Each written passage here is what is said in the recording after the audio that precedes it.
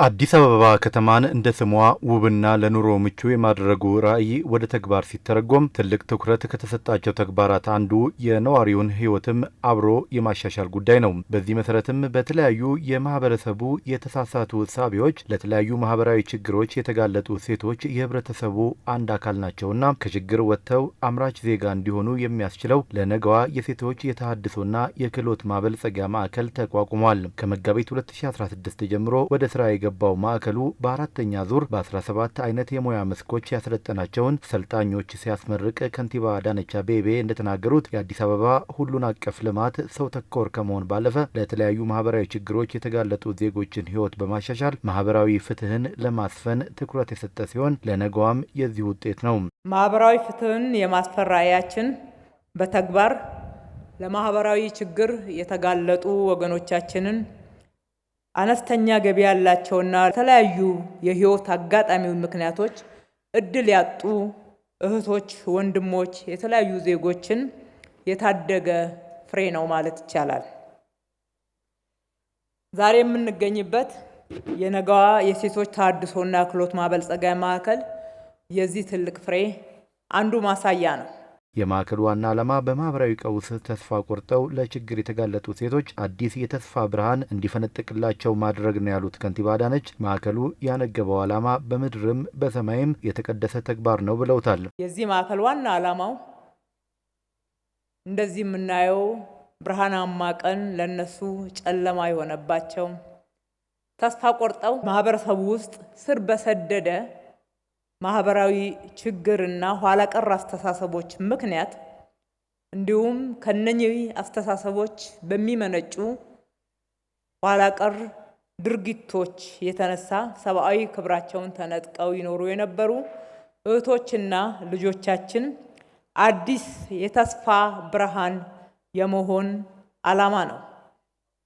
ክቡር ጠቅላይ ሚኒስትራችን ይህንም ማዕከል መርቀው በከፈቱልን ዕለት ከተናገሩት አንዱና ትልቁ ጉዳይ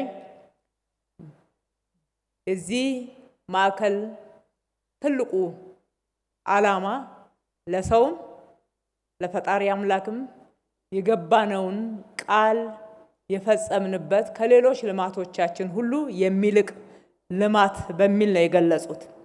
እውነት ነው።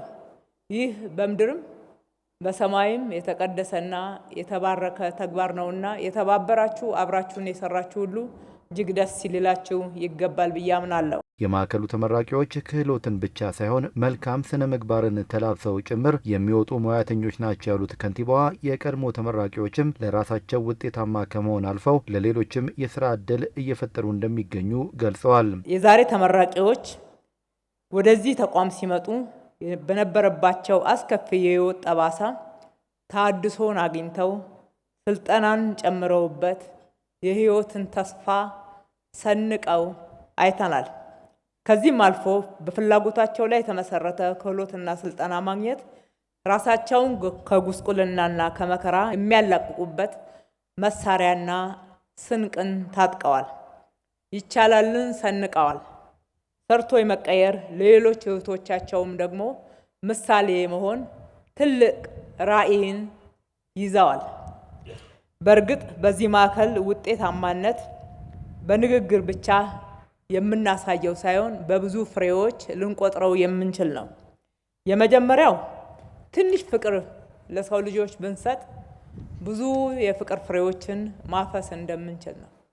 ሁለተኛው ፍሬ ተመርቀው ከወጡ በኋላ በተለያዩ ቦታዎች ላይ የስራ ስምሪት ያገኙ በስራቸው ጠንቃቃ በስነ ምግባራቸው እዚህ ካየነው በላይ በየጊዜው እየዳበረ የሚሄድ የምንኮራበት አፋችንን ሞልተን ልንናገር የምንችል ስነ ምግባርን የታጠቁ ትልቅ የስራ ጉጉትና የስራ ፍላጎት ያላቸው ትጋት ያላቸው ሆነው አግኝተናቸዋል። አንዳንዶችም ሌሎች የስራ ዕድል ፈጥረዋል። የማዕከሉ የቅበላና አሰልጥኖ የማስመረቅ አቅም እየጨመረ መምጣቱን የገለጹት ከንቲባ አዳነች በአጭር ጊዜ እየመጣ ያለው ለውጥ ለሴቶች መሰል ዕድሎችን ማመቻቸት ማህበረሰብን መጥቀም መሆኑን ያሳየ ነው ብለዋል። ዛሬ የሚመረቁት ተመራቂዎች ወደ 1000 አካባቢ ነበር ያስገባ ነው። 97 እጁ ነው በሲኦሲ ከፍተኛ ውጤት ማለፍ ብቻ ሳይሆን ከፍተኛ ውጤት አምጥተው ዛሬ ለምርቃት የበቁትና እጅግ ኮርተንባችኋል። እንኳን ደስ ያለን።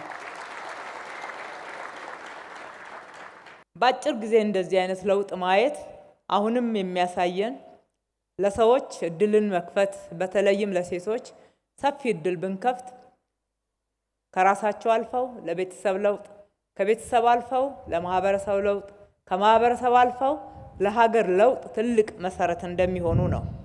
የዛሬ ተመራቂዎች በሙሉ የስራ እድል አግኝታችኋል። እንኳን ደስ ያላችሁ። ለነገዋ የሴቶች የተሃድሶና የክህሎት ማበልጸጊያ ማዕከል በበጀት ራሱን እንዲችል የተለያዩ ፕሮጀክቶች ተተግብረው በመጠናቀቅ ላይ ይገኛሉ ያሉት ከንቲባ አዳነች አቤቤ በአራተኛው ዙር ስልጠናና በአጠቃላይ ማዕከሉን በመደገፍ ረገድ አስተዋጽኦ ላላቸው አካላት ምስጋና ያቀረቡ ሲሆን እውቅናም ሰጥተዋል።